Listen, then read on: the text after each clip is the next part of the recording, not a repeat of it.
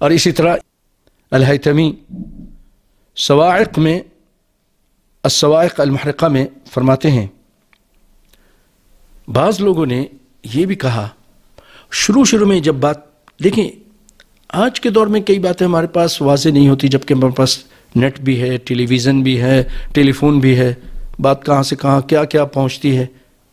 تو اس زمانے میں خبریں اڑتی اڑتی جب مدینے میں پہنچی ایسا ہوا ہے تو سیدنا عمر کو بھی بڑا غصہ آیا کہ وہ تو مسلمان تھا، اس کو کیوں قتل کر دیا.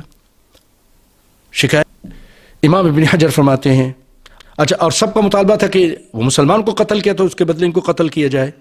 فرماتے ہیں الحق عدم قتل خالد، حق بات یہ کہ خالد کو قتل نہیں کیا جائے، ان کا قتل نہ کیا جانا حق تھا کہ ان کا کوئی گناہ نہیں تھا.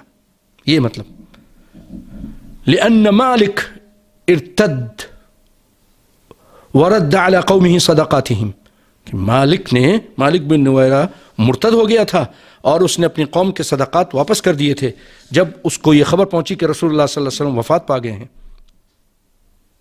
اور اس بات کا اعتراف مالک بن نویرہ کے بھائی نے سیدنا عمر کے سامنے کیا. جب یہ باتیں سیدنا عمر کے پاس پہنچی تو سیدنا عمر نے پھر جو آپ کے ایک ذہن میں اشکال تھا وہ ختم ہو گیا.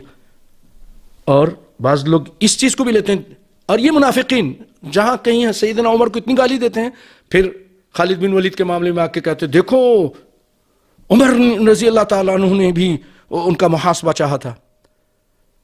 ماشاء اللہ بڑا آپ کو ان سے عمر سے پیار ہے.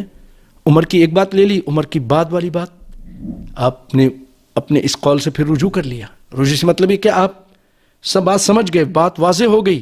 اگر ایسے ہی تھا تو خالد بن ولید کا محاسبہ کرتے جب آپ کو اللہ تعالیٰ نے حکومت دی، خلافت دی، امیر المومنین بنے، لیکن آپ نے ایسا کچھ نہیں